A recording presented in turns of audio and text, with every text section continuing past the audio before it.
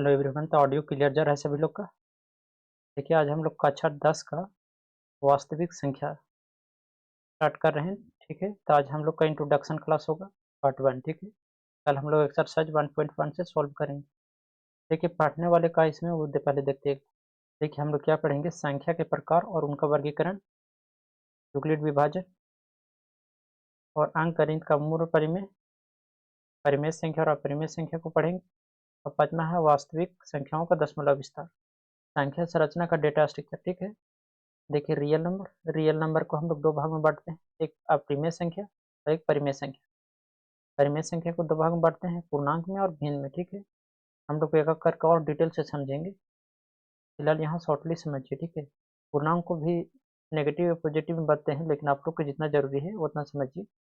पूर्णांक को हम लोग नेचुरल नंबर में डिवाइड करते हैं। ठीक है, संख्याओं के प्रकार और उनका वर्गीकरण।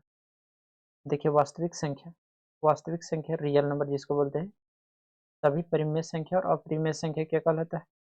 सभी परिमेय संख्या और अपरिमेय संख्या का सेट क्या कहलाता है? वास्तविक संख्या। तो देखिए, प्राकृतिक संख्या किसे कहते हैं?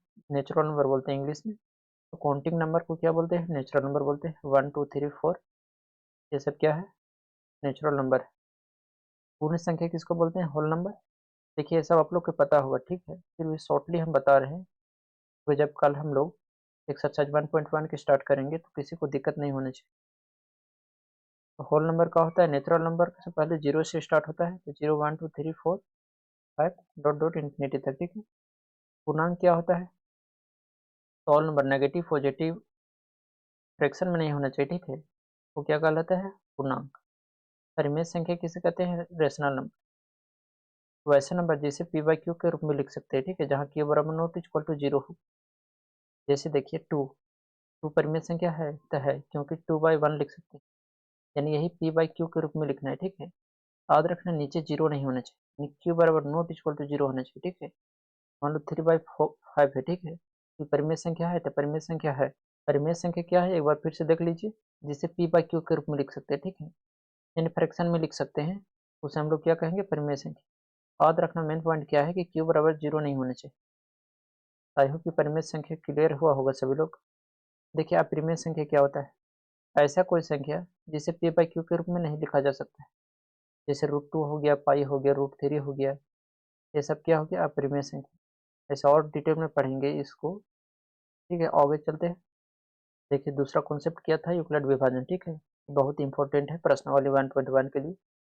किसी भी दो धनात्मक पूर्णांक ए और बी के लिए ऐसी अद्वितीय पूर्णांक पी और क्यू मौजूद होते हैं जिसमें ए बराबर बी क्यू प्लस आर, जहाँ आर जो होता है वो 0 से बड़ा या बराबर होगा और बी से छोटा होगा। जैसे देखिए, अगर हमारे पास दो धनात्मक पूर्णांक है ए और बी, तो हम हमेशा उन्हें इस रूप में लिख सकते हैं। ठीक है, ए बराबर बी क्यू प्लस आर, जहाँ क्यू बराबर क्या है? भागफल है, कोसेंट बोलते हैं।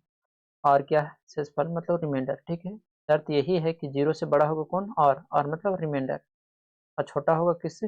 भाजक से। बी क्या है? भाजक। देखिए एक बार यहाँ, देखिए आप लोग उतना मत दिमाग लगाइए। ठीक है, यहाँ समझिए ध्यान से। मान लेते हैं आपको 3 से भागा देना है 7 में, 3 दूनी कितना हो गया? 6। एक बचा 3, यहाँ क्या कहलाएगा? भाजक कहलाएगा, जिसको क्या बोलते हैं?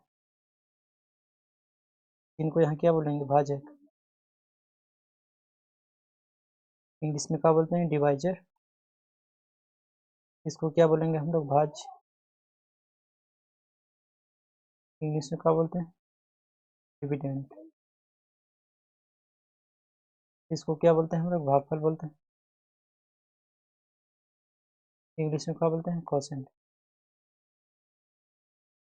क्या हो गया? शेषफल हो गया, क्या बोलते हैं? रिमाइंडर। ये सब तो आप लोग को पता होगा। इसका फार्मूला क्या होता है कि भाज्य बराबर क्या होता है? भागफल और गुने भाजक प्लस का हो जाएगा शेषफल। क्लियर है? तो भाजक को हम यहाँ ए से डिनोट किए हैं, अब भागफल को बी से, और भाजक को क्यू से, और शेषफल को आर से। वही यहाँ लिखा हुआ है। ठीक है, आई होप आप लोग को समझ में आ रहा होगा कि ए बराबर बी क्यू प्लस आर क्या होता है। ठीक है, जब हम लोग क्वेश्चन करेंगे तो वहाँ और क्लियर हो जाएगा। ठीक है, चलिए आगे बढ़ते हैं। तीसरा कॉन्सेप्ट है गणित का मूल परिमेय, फंडामेंटल थ्योरी ऑफ अर्थमेटिक। चलिए कहानी आप लोग को नहीं समझ में आया होगा, हम यहाँ समझाते हैं, ठीक है। 140 है, ठीक है, और मान लेते हैं 120 कितना हो जाएगा। जैसे 140 को यहाँ किया हुआ है तो 2 से 14 जीरो, और 2 से 35, और 5 7 35, तो यहाँ 140 का फैक्टर किया हुआ है, ठीक है। तो आई होप कि 2 2 गुने 5 गुने 7 का सिर्फ हुआ, ये सब क्लियर हुआ होगा।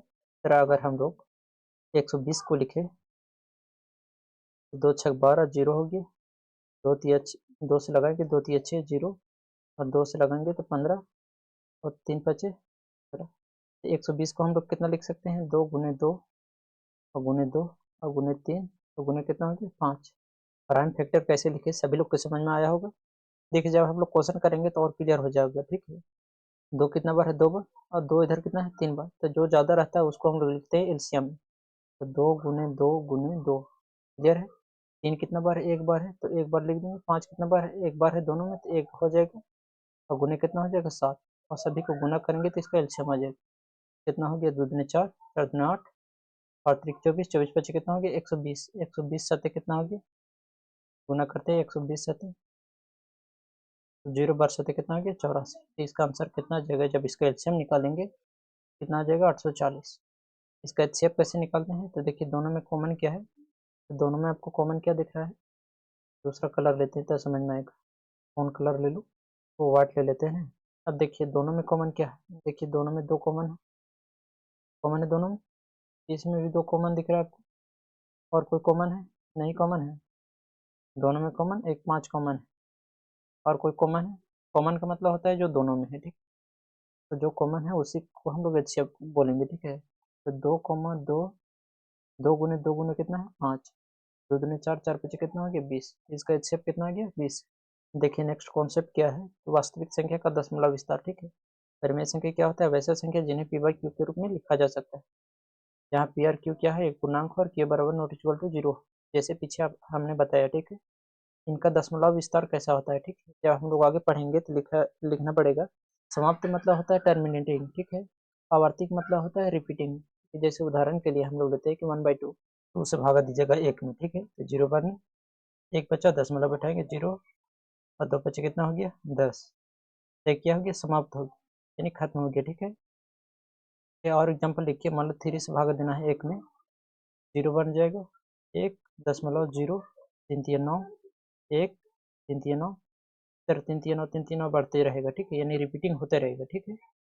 जैसे 7/4 है, ठीक है, कितना है 7/4 है, तो 4 से जब भाग दीजिएगा 7 को, 1 बने 4, 3 बचा, दशमलव बैठाएंगे तो 0, और 4 7 28, कितना बचा 2 हो गया, और 0 बैठाएंगे तो 4 बचे कितना हो गया 20, तो ये क्या हो गया समाप्त हो गया। देखिए पी में संख्या वे संख्या है जिन्हें पी बाई क्यू के रूप में नहीं लिखा जा सकता है। इनका दशमलव विस्तार कैसा होता है, ना तो समाप्त होगा ना ही आवर्ती होगा, यानी नहीं पूरा पूरी कट जाएगा नहीं तो पूरा पूरी कटेगा। जैसे पिछले में कहा था कि जैसे हम लोग 1 को भागा दे रहे थे 2 से, 1 को भागा दे रहे थे 2 से, तो 0 बने, 1 बचा था, दशमलव 0 बैठाएंगे 2 बचे 10, तो यहाँ कट गया था, समाप्त हो गया था, ठीक है। लेकिन परिमेय में होता है कि समाप्त नहीं होगा, ठीक है, और नहीं रिपीटिंग होगा। रिपीटिंग कहने का मतलब जैसे वहाँ हम लोग पिछले क्या देखे कि 3 से भागा दिए थे 1 में, तो 0.3333 बार बार रिपीटिंग हो रहा था, ठीक है। तो अपरिमेय है उसमें रिपीटिंग नहीं होगा, ठीक है। जैसे √2 होगा तो 1.41421 ये सब जाएगा, ठीक है, इस तरह जाएगा, तो अनंत और अनियमित जाएगा। जैसे पाई का मान हो गया तो 3.141592653 अनंत जाएगा, अनियमित जाएगा, ठीक है। जैसे √3 हो गया, ये सब क्या हो गया परिमेय संख्या। देखिए वही है, एक लाइन में अगर बात करें तो परिमेय संख्या का दशमलव विस्तार पूछेंगे, परिमेय संख्या का दशमलव विस्तार तो कैसा होगा, खत्म होने वाला या बार बार दोहराने वाला, ठीक, या तो खत्म होने वाला होगा या तो बार बार दोहराने वाला होगा, ठीक। अब परिमेय संख्या का दशमलव विस्तार पूछेंगे तो ना खत्म होने वाला होगा ना रिपीटिंग होगा, ठीक। आई होप कि आज का क्लास इंफॉर्मेटिव लगा होगा, ठीक है। कल हम लोग एक्सरसाइज 1.1 से स्टार्ट करेंगे, ठीक। आज की क्लास यहीं रहने देते, इसका पीडीएफ चाहिए तो आप हमारे टेलीग्राम में जुड़ सकते हैं।